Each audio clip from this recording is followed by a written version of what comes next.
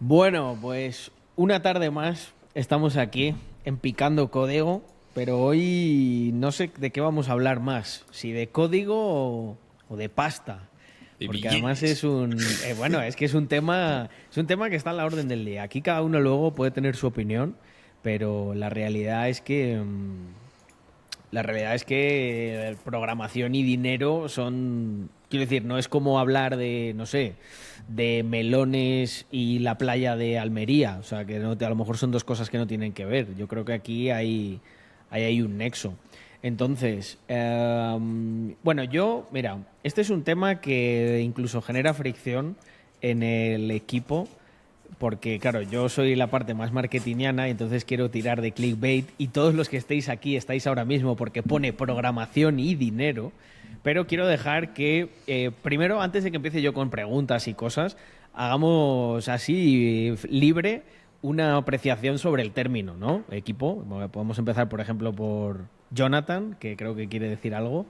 Ujú. Pues que no es tan fácil como creen. La gente piensa que todo en programación es hacer pasta y que la plata te la regalan prácticamente y que programar es pedirle a la computadora, oye computadora, hazme esto que el cliente quería y yo cobrar.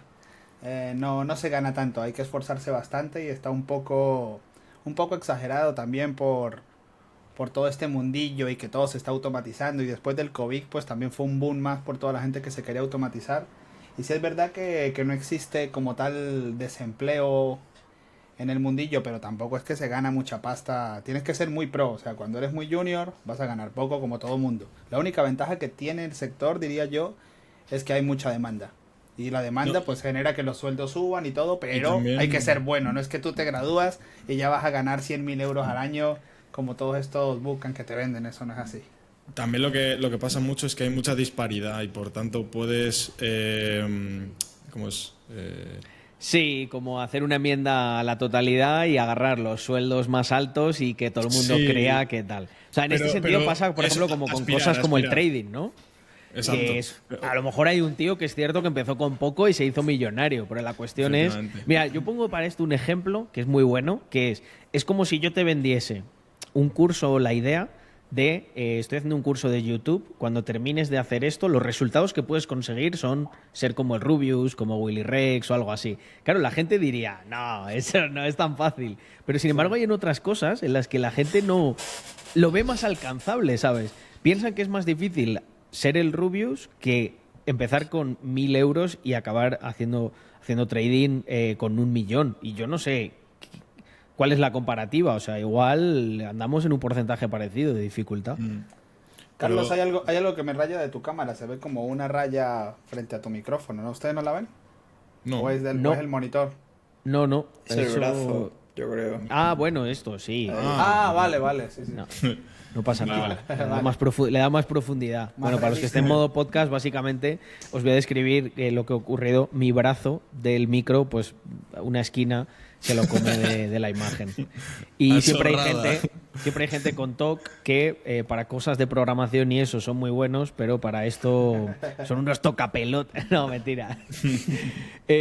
Bueno, venga, voy a intentar portarme bien y en vez de empezar con cosas así muy clickbait y tal, voy a decir una que creo que está muy bien, esta pregunta, que es, si yo a ti como programador te quitase todo el dinero que tienes, ¿qué empezarías a hacer para poder recuperarte y para ganar? No, bueno, espera, hay una pregunta que se parece mucho, que me la hacen muchas veces, bueno, nos la hacemos o me la ha hecho Jonathan alguna que otra vez. Si no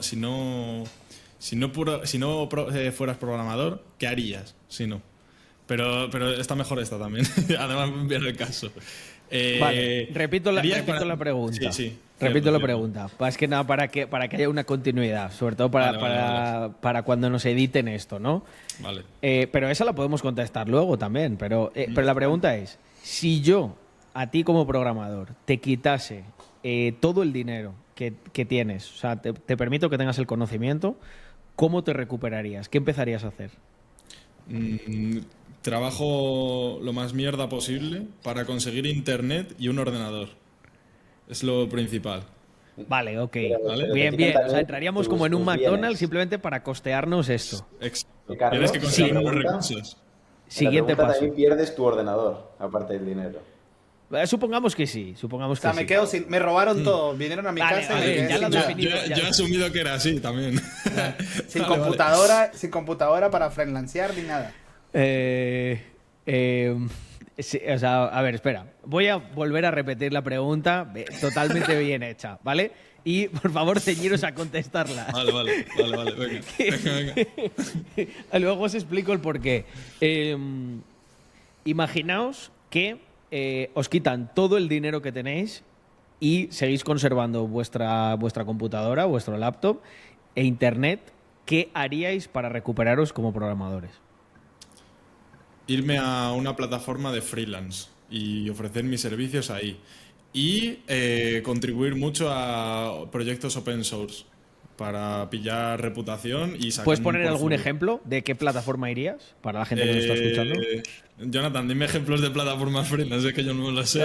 Yo conozco son las de Sudamérica como Workana. Upwork, Workana es la que conozco yo. freelance.com. Freelance. Fiverr también. Fiverr, Bueno, eso, que no me sale. yo, sí. yo lo que haría si perdiera todo mi dinero y tuviera solamente computadora e internet, me buscaría un curro normal de toda la vida. Primero porque me van a garantizar un sueldo, tal, a lo mejor un sueldo de mierda, entraría como un junior porque si estoy totalmente pelado necesito es pasta.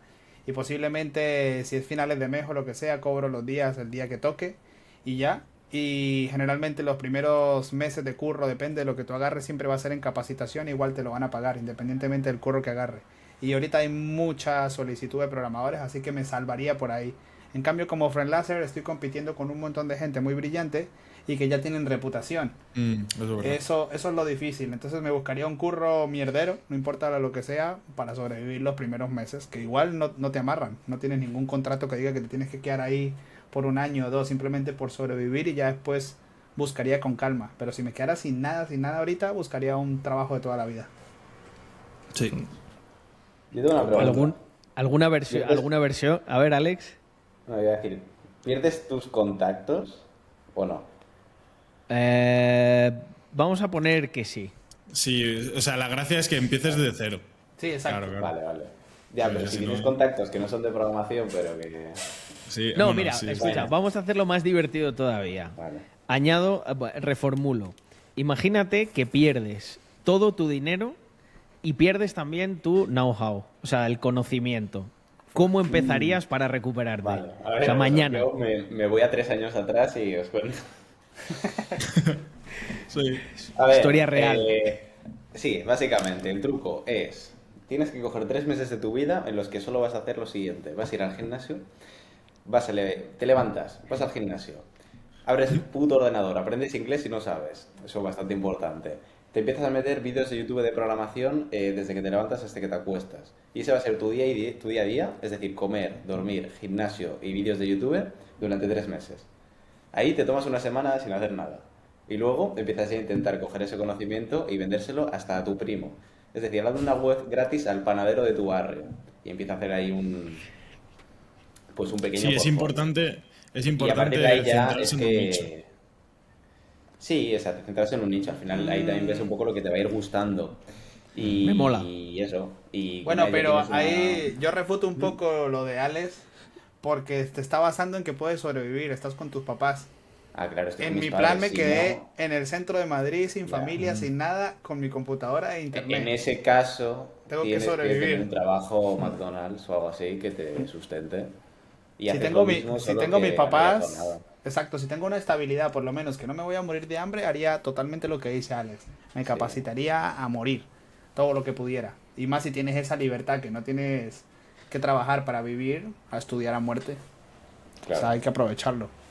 Que esa Yo ahí te oportunidad- tengo que tumbar lo de los vídeos de YouTube, tío. Yo optaría directamente por intentar reconstruir cosas que ya existen y tú intentar replicarlas sin saber cómo están hechas. Quizás es muy Sí, jodido pero y es eso es muy tryhard, al pero de primeras principio. cómo vas a sacarlo todo. O sea, yo principio. soy el claro ejemplo de eso. Yo no No, me he visto pero- vídeos de pero YouTube es- ni cursos ni nada en mi vida. Porque siempre me ha Pero gustado has más tenido una- pegarme. Claro, Pregunta. pero has tenido una base sobre la que partir para llegar a acabar haciendo eso. Pero tú, por ejemplo, ¿Sabes? lo primero que tienes que empezar es cuestionándote las cosas. Entonces tú te cuestionas cómo se construye esa web, cómo se construye ese Sí, eso software, está claro. cómo se construye ese tal. Sí, sí, claro. Y Pero no creo que tienes- tengas que pero- ponerte o sea, todos los días llegar- durante 3 meses a ver vídeos No, de no, no. YouTube para Pero conseguir llegar- eso. Es al revés. llegar a- un llegar hasta día, la base- una hora de un vídeo de YouTube. Tienes esa base. Y ahora es donde tú, en vez de caer en la trampa de seguir viendo, seguir viendo, Es- seguir viendo, seguir viendo, Me sirve. tienes que meterte la hostia. Pregunta. Está claro, pero tú ves el Eh, vídeo, pillas una base y luego lo iteras y haces otra cosa parecida.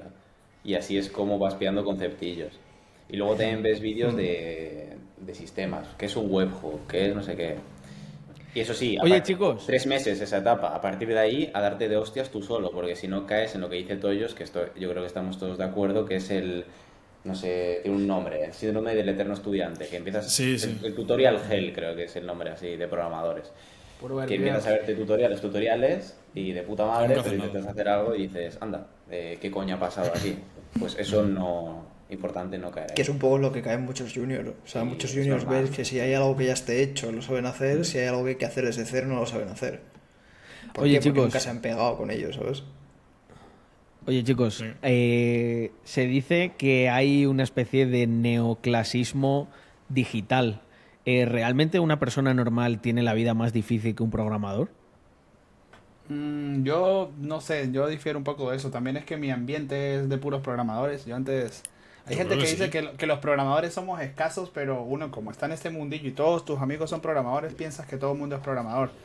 Pero hay ciertos problemas que tenemos todos. O sea, en lo único que nosotros la tenemos más sencillo ahora en el mercado laboral es en la libertad que tenemos de escoger un trabajo.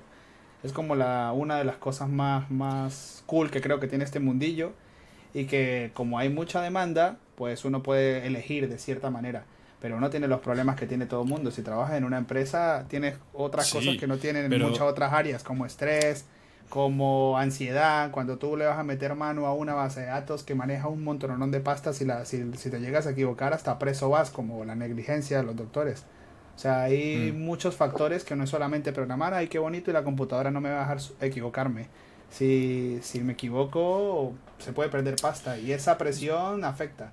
O sea, no es Sí, solamente cobrar, ay, vamos a echar código y estoy 8 horas aquí en la silla sentado, como dicen muchos amigos míos, ay, pero tú estás todo el día sentado. Y yo, sí, porque también es muy divertido estar ahí todo el día en la silla. Pero sí es cierto, a ver, es cierto que pues tienes más cargo de responsabilidad a veces, otras veces no tanto, pero también es verdad que es un trabajo, que es un sector especializado, que no todo el mundo aprende de eso y no todo el mundo luego se le da bien, porque por X o por Y, porque no se le da bien como tal o porque directamente no le gusta. Pero de base, a grandes rasgos, los programadores yo creo que viven mejor, tienen más facilidades. O sea, Sí, depende del consigues trabajo que los compares. Obviamente Claro, cuando yo trabajaba en la obra era más difícil que esto, no voy a mentirle a nadie. Estar ahí al sol y al agua cargando cemento era más difícil Más que duro, programar. más duro, no más difícil, pero traba- sí. Sí, bueno, más duro. Trabajar en el ¿Cuál campo es? es mucho más duro. Trabajar ahí al sol y al agua siempre va a ser más duro. ¿Cuáles son Pero- las principales fuentes de ingresos de un programador? La programación. Depende. Las principales fuentes de ingresos depende del perfil, suponiendo. Hay muchas personas que se enfocan en buscarse un buen curro, o sea, buscan siempre la mejor oferta, están en alguna posición aprendiendo todo lo que pueden y siempre andan constantemente buscando. De hecho, hay amigos que siempre por lo menos tienen una entrevista al mes. Por lo menos, solo para ver si les interesa, si les cunde y si les dan un mejor horario o un mejor salario o son proyectos más interesantes. Pero generalmente lo intentan, buscan, aunque no lo necesiten. Algo que he visto que pasa mucho es que tú a lo mejor empiezas a programar, vamos a suponer, típica persona que se mete en ingeniería informática, ¿vale? Luego se especializa en un nicho, trabaja en ese nicho, luego dice, tengo ganas de aprender algo nuevo, lo aprende, a lo mejor puede que cambie de curro y trabaje en ese otro nicho o directamente le pasen como a jefe de equipo en algún que otro lado, la asciendan, cosas por el estilo. Y de esa manera como que va ascendiendo porque simplemente su nicho, o sea, su área de trabajo ha aumentado, entonces es capaz de liderar porque pues, sabe cómo enfocar.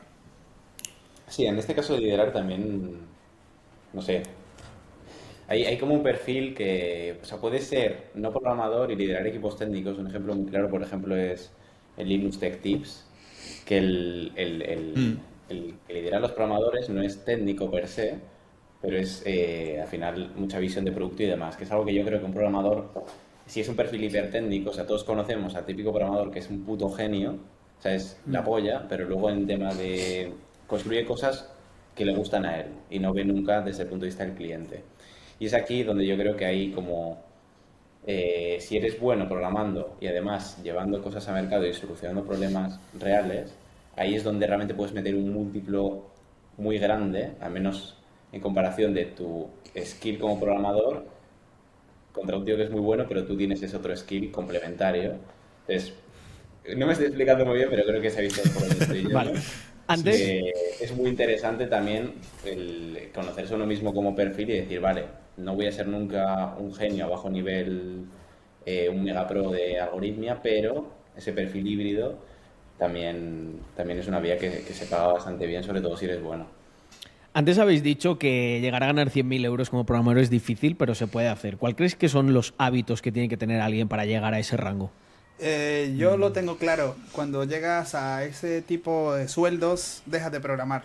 Generalmente pasas a Sí. ser de los típicos perfiles que dirigen, que organizan, que saben de todo un poco y son más bueno, prácticamente CEO de startups o están encargados de dirigir proyectos. Por echar Bueno, código puro y duro tendrías que ser muy especialista para que ganes Sí. esos sueldos, por lo menos aquí en España. Obviamente En España. en otros Fuera no. mercados, en otros mercados sí se puede siendo programador solamente, pero aquí los puedes obtener, pero a cambio de responsabilidades más altas.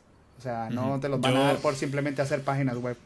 Yo, de llegar a conocer a algún programador que cobre eso personalmente, no, pero sus 70, 80 sí. Y sí es verdad que el nicho en el que están es muy especializado. En mi caso, el que yo conozco, pues es de ciberseguridad. En concreto, pues trabaja en Blizzard. Y es el que se encarga de todo el tema del anti-cheat, de hacer análisis de vulnerabilidades. Y son unos 70 a 80K.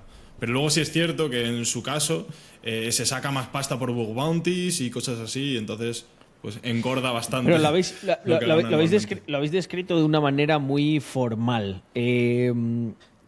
Pensad ahora más en cómo era reformulo la pregunta. ¿Cuáles creéis que son los hábitos que llevan a una persona a llegar a ganar 100K programando?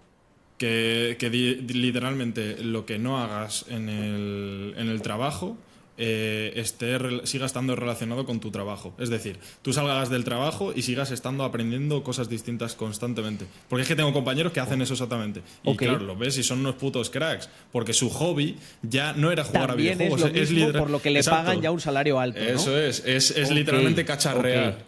Ok. Y es por lo que Y- yo, o Alex, o Jonathan, o Toyos salimos de nuestros curros y seguimos haciendo lo mismo, solo que en otra empresa o en otros proyectos. O en vuestros distintos. propios proyectos, sí. Exacto. Pero aquí es donde realmente está, donde puedes meter un buen múltiplo que es en side projects. Al final, como empleado, sobre todo en España, llegar a 100K está complicado. Se puede, pero bastante complicado. Y luego, además, lo que ganas por salario en impuestos, bueno, digamos que no te quedan ni de cerca 100K.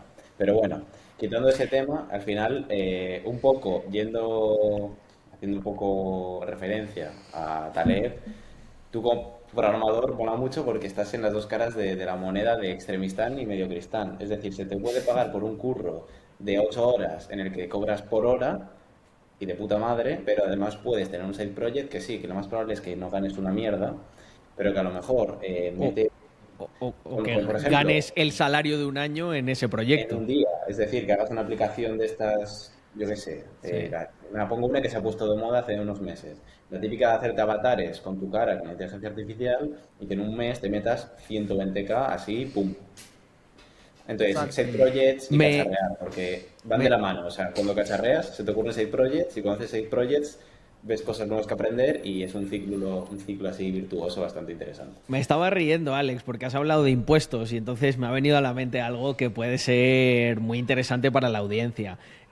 ¿Un programador paga menos impuestos? Depende, Bueno. depende Sí, cómo sí. cobre.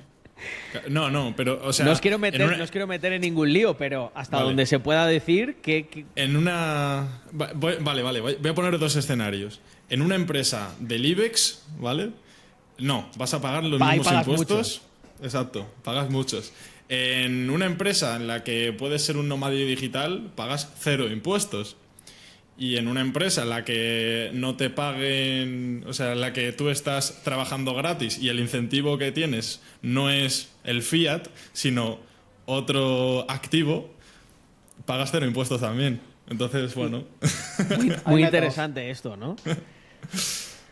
Claro, lo factible aquí es que tú elijas. Puedes también vivir en todos estos mundillos, o sea, que es prácticamente lo que hacemos Exacto. nosotros. Tenemos nuestro curro normal de toda la vida, donde tenemos nuestro sueldo, para directamente no diluir nuestra segunda empresa, porque si nos ponemos a gastarnos en sueldos, al principio no vamos a escalar. Entonces, el objetivo nuestro en principio fue trabajar duro, después de nuestro curro normal de sobrevivir.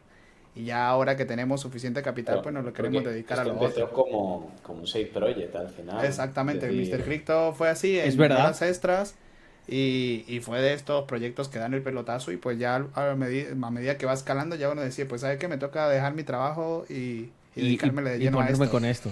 Entonces, el que quiera ganarse 100K en el futuro, lo que tiene que hacer es tener su trabajo normal, que no tiene nada de malo, vas a aprender muchísimo, generalmente siempre vas a trabajar con gente mucho más lista que tú, y intentar proyectitos por tu cuenta. Alguno reventará, Sí. o vas a conocer gente que te va a dar ciertas ideas o ciertos proyectos, y es intentarlos. eso Alguno o va a pegar. esperar 10 años y todos ganaremos 100K porque la inflación, bueno, el salario mínimo será 100K.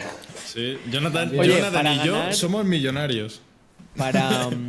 Para ganar mucha pasta, lo que indudablemente necesitas es muchos clientes. ¿Qué le recomendaríais a alguien que está de freelance y que quiere tener más clientes en programación? Yo diría hacer lo que aplicó Leifer en su momento, que nos contó en el podcast pasado, que él en Workana al principio era la perrita de todos, de que prácticamente trabajaba gratis para hacerse nombre, hacía sistemas, todo se ofrecía muy barato, y cuando ya tenía suficiente credibilidad en la plataforma, ya él se peleaba, ya tenía calificación, y los clientes querían que él hiciera ese trabajo por la calificación que tenía. Ya él Muy podía buen darse el truco lujo. este. Por puntualizar, Leifer es un programador que trabaja con nosotros y además es un muy buen amigo. Sí. Muy buen truco este, ¿eh? Sí, él estuvo Claro, con lo que en cobraba los era top con 10, reputación. él estuvo en los top 10 de Workana a nivel latino, que son muchísimos, hay 1 millón y pico de perfiles. Pero él también fue listo, y después, cuando ya se vio ahorcado, empezó a tercerizar con amigos. Agarraba un proyecto, pero ya no lo hacía él, sino lo hacía otro compañero, así. Entonces la cuenta de él hacía un por 10, y seguía ganando calificación. La gente podría hacer eso. Al principio empezar ellos, hay que ser la perrita, eso sí. Y que externalizar, ¿no? Y después ir creciendo, y después, si ya te sientes abrumado, puedes buscar a compañeros. Y generalmente, si estás en el sector, tienes amigos que programan. Siempre En es así. definitiva, eso es el mismo efecto que consigue una marca, ¿no? Al final la marca va adquiriendo una reputación, y esa reputación luego se puede dar de manera subsidiaria o rentar o proveer a otra gente, ¿no? O sea, oye, tú fabrica esto, ponle mi marca y la gente lo va a comprar. Tenía otra pregunta para vosotros, que es, ¿qué creéis que es lo más difícil que tiene que hacer una persona normal para convertirse en un programador que acaba ganando bien? La tolerancia a la frustración, yo diría. Porque siempre es algo con lo que va. O sea, programar es literalmente estar pegándose con cosas. Nunca funciona, o sea, prácticamente nunca lo funciona a la primera. Y, Bueno, se dice de broma, ¿no? Que cuando funciona la primera da más miedo, ¿no? sí, es verdad. Porque, Porque claro, no, va a no reventar tienes. luego. Exacto, no tienes que inspeccionar el código y dices, mierda, esto en algún momento va a explotar. Pero bueno. Y de hecho, a mí ya me está empezando a pasar con los smart contracts, que claro, ya como los hago siempre igual, pues ya me sale que los hago bien a la primera alguna que otra cosa. Y bueno, pero bueno, el testing siempre te salva el culo de vez en cuando. Así que es eso. O sea, programar es solucionar problemas constantemente. Y para eso necesitas tolerancia a la frustración. Habéis hablado de la capacidad que tiene un programador para ser nómada digital. ¿A partir de qué momento, de qué ingreso le recomendaríais a alguien irse de España? Por el tema que ya sabemos. A partir de cero. A ver, si haces todo legal y pagas tus A impuestos. partir de cero. Si eres una persona legal y pagas tus impuestos, porque tú puedes estar en España y, bueno, hacer cosas, pero si eres legal, ¿qué diría? ¿30? ¿35? Sí. por Depende ahí, también ¿no? al país que te vayas, depende al país Claro. donde te vayas, porque si no te... Es que si no te depende también alcanza- cómo seas. O sea, a mí pagar impuestos me da asco, entonces No lo sé. Para que mí, lo yo, haces o sea, posible, pero eso, cada uno... o sea, esa pregunta es como decir, ¿cuándo son demasiados impuestos? Cada uno decide ahí. Yo creo que Entiendo que depende de la persona, pero un poco también os lo preguntaba en el sentido de operativamente, ¿no? O sea, podríamos extender la pregunta a qué necesidades tiene también un programador, porque, por ejemplo, no es lo mismo, yo qué sé, una persona que se quiere mudar a Andorra con un negocio, pues todos más o menos por los costes que tiene valoraríamos un mínimo. Pero en vuestro caso, yo creo que los costes son mucho más bajos, entonces reformulo la pregunta. ¿Cuál es el, no sé, el ingreso mínimo a nivel de salario, de renta que estás percibiendo, que creéis que te puede permitir ya ser un nómada digital? nómada con dos digital yo no lo sé, netos- pero 2 netos puedes. A ver, depende Como a qué programa. países vayas. Pero si te metes entre 1.600, 2 netos, te puedes ir a Portugal fácil. Claro. Puedes ir a sitios de Europa que no sean muy caros, que no sea Suiza, que no sea Londres. Puedes ir a, no sé, A Sudamérica puedes ir a donde quieras con ese por sueldo. ejemplo, o sea, además Sí. los nómadas digitales también un poco parte de la filosofía es esa, es irte a un sitio barato, con buena calidad de vida, y como trabajas online y no tienes que estar ligado a una ciudad que sube el precio de todo, etcétera, aprovechas eso para, bueno, hay dos approaches, está el approach de puedo ganar menos y vivir bien, o gasto menos, por lo tanto puedo reinvertir más en mis cosas y crecer más. Pero bueno, con 1.500 dos netos puedes darle. Oye, ¿qué le diríais a lo mejor a algún chaval que esté escuchando esto y se esté pensando todo este tema y quiera pues acabar ganándose bien la vida en programación? Estudiar y lo A que ver. decía Yomis es que es frustrante al principio, bastante. sí. O sea, siempre vas a tener bugs, siempre vas a tener que esforzarte bastante porque por más tiempo que tengas, siempre salen nuevas tecnologías y vuelves y te chocas y siempre es un constante aprendizaje. Pero al principio es más frustrante aún porque no entiendes nada. Pero también tiene sus cosas buenas que cuando tú terminas un software y lo miras es como el que pinta un cuadro, te quedas mirándolo como que guau, esto lo hice yo. Eso es te sientes- completamente cierto. Te sientes Es como completamente realizado. cierto. Es una de las mejores sensaciones que hay. Sí, sí, Aquí sobre diría todo que cuando... cuidado Mm. con el quemarse, porque si le metes también mucha caña, a veces te puedes llegar a quemar. Y aquí, paradójicamente, está el approach de te metes un descanso bueno o coges un side project, algo que te haga ilusión y programas a saco esa cosa. Y a mí personalmente me funciona mejor la segunda. Cuando estoy quemado, me pongo a programar otra cosa que te haga. Claro. Y Qué bueno. También te además digo, eso- depende mucho de la persona. Yo soy de los que Sí. no se queman nunca. Sí, tú no te quemas, Entonces, pero bueno. ¿Cuál hay es? cuidado con eso, o sea, lo de quemarse es poca broma. Sí, Podríamos sí, dedicar sí, un sí. podcast exclusivamente a eso e invitar a. Es que te puedes alguna quedar persona- amargado. Sí.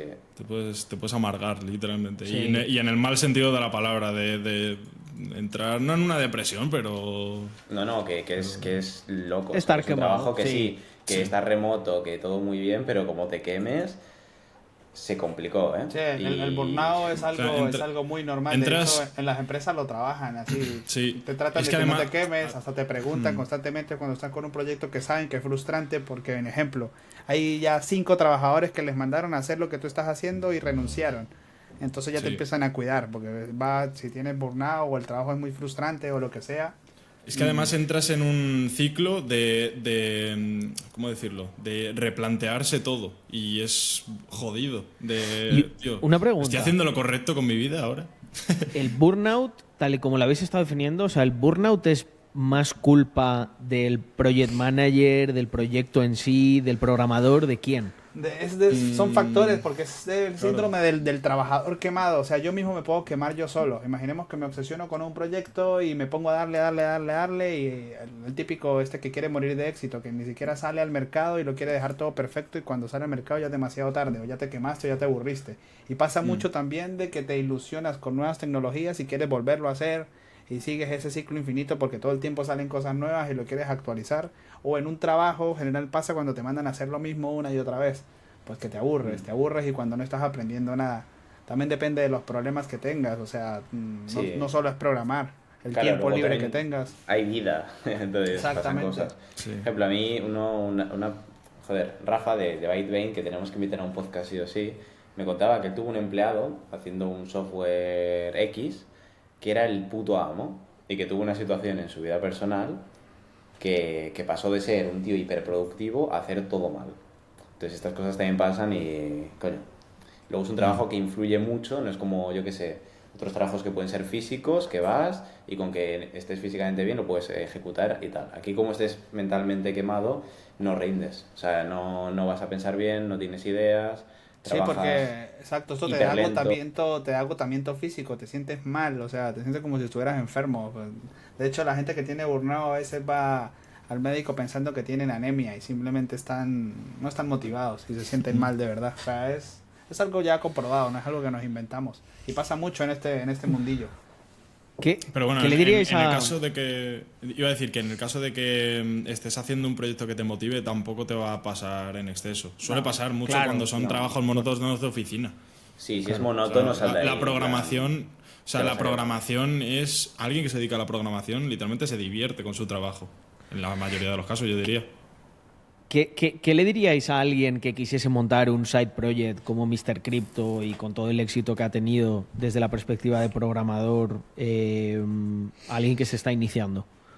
Buah, yo diría que para que sea exitoso fuera de la parte técnica, que es muy importante, el marketing.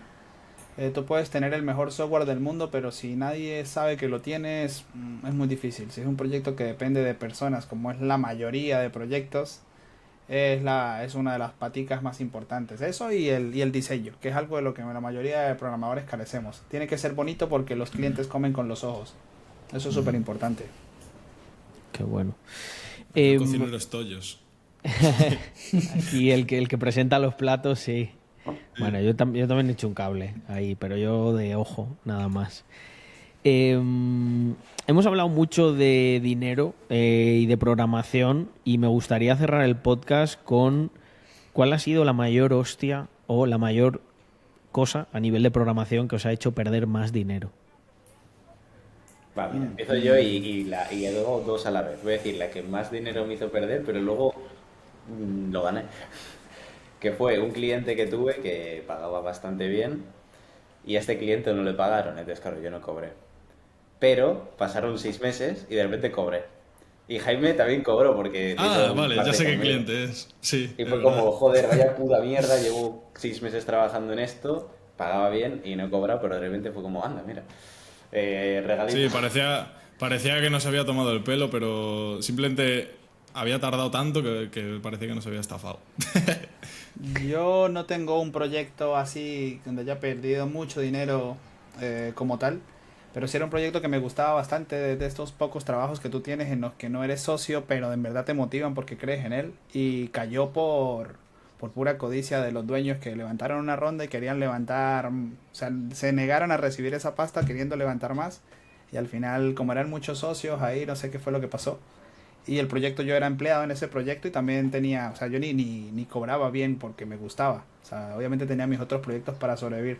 Pero cuando ese proyecto cayó, sí fue como una hostia para mí. Como que yo no veía otras cosas fuera de ese proyecto porque estaba encantado. O sea, es como cuando tú estás muy enfocado. También era novato y me faltaba experiencia. Pero eso pasa, si te enamoras de un proyecto y no es tu proyecto, pues puede morir en cualquier momento si sabes que lo llevan mal. Se veía desde arriba, pero yo me hacía el típico, Sí, te que no autoconvencías. lo No sé. querías ver, te ponías Exacto. la venda en los ojos, ¿no? Exacto, porque sentía que el proyecto era bueno y que por sí solo iba a sobrevivir, pero cuando lo lleva gente que no sabe, pues las cosas no funcionan. ¿De qué era? Hoyos, ¿cuál fue el Yo mayor descalabro? no lo quiero O decir, incluso a pero- lo mejor Vale, no vale. tiene por qué ser vuestro, sino que hayáis percibido, ¿no? O sea, que conozcáis, quería No, decir. exacto, este proyecto si levantaba yo sabía que yo iba pegado ahí porque prácticamente lo hice yo. Entonces, sin mí se morían. Yo he visto bastantes proyectos que, pues por fallos de equipo, por falta de organización y demás, nos han cerrado. Por suerte no míos propios, pero sí que los he visto y proyectos además muy, muy gordos. Que por... O sea, el más claro no puedo decir nombres, pero porque una persona dijese que no iba a estar involucrada en el proyecto, perder un proyecto muy grande. O sea, muy grande, de una empresa que todos conocemos, posiblemente todo el mundo en el mundo la conozca, y de eso, de que uno de los que fue a la reunión decir en un momento que él, que había ido a la reunión pero que no iba a estar involucrado en el proyecto, y a partir de ahí no se cerrase nunca más. Fua, así Buah. sería importante. Y eso Hay veces que- era un rollo tocho, además, ¿eh? Hay veces que las cosas que parecen muy sólidas y muy grandes penden más de un hilo de lo que tú desde fuera puedes ver. Pero claro, nosotros desde dentro muchas veces sí que vemos esas situaciones. Pues Estamos en un Venture Builder y bueno, cositas. bueno, se ve, o sea, el tema, Sí, a ver, o sea, también, estás acostumbrado a quiero ese decir, riesgo, o sea. sabíamos a dónde veníamos. En el mundo del emprendimiento, muchas Claro, cosas, o sea, aquí- igual que crecen muy rápido, también hay Ahí torres está. muy grandes que caen y... Venimos a lo de extremistán y de mediocristán. Es decir, el momento en el que te metes en tus proyectos, sea programación, sea vender flores, bueno, hay riesgos y tienes que asumirlos. Pero lo Porque bueno de muchas todo veces- esto es que te puedes levantar. Claro, puedes ahí hacer está. MVPs Tal cual. infinitos mientras Lo bueno de la tengas programación tiempo. es que puedes hacer cosas muy grandes con inversión prácticamente cero inicial, porque aportas tú el conocimiento. Por ejemplo, si te viene un tío con una idea y tiene mucha pasta, ¿qué es lo primero que necesita este tío con una idea y mucha pasta? Un programador. Pero si tú eres ese tío con la idea y que sabe hacerla, no necesitas pasta, o sea, lo haces tú. Que, Eso es de algo que hecho, mola mucho. y para cerrar, va a quedar un cierre muy bonito, es el motivo por el que tú, Alex, literalmente te pusiste a programar. Querías hacer una cosa, no tenías la pasta para pagar a un programador y te pusiste a aprender. Así es. Pues bueno, chicos, un placer. Creo que ha quedado un podcast supremo, súper interesante, desmitificando también muchas cosas. A los que os hayáis comido el clickbait y también os hayáis comido estos 37 minutos, estoy segurísimo de que de una manera bastante sana y razonable acabáis consiguiendo lo que os propongáis, pero que con proponérselo no basta. Hay que meterle mucha caña. Todos los que veis aquí presentes nos hemos metido tremendas castañas, incluso en conjunto, de alguna manera. Y que si estamos hoy donde las que estamos es quedan. precisamente por aprender. Y Eso las iba a que decir, quedan. y las que quedan, exacto. Y las que quedan. Pues nada, chicos, nos vemos la semana que viene y al resto de gente que nos escucha, pues un abrazo enorme por ahí. Chao. Venga, Chau. Chao. adiós.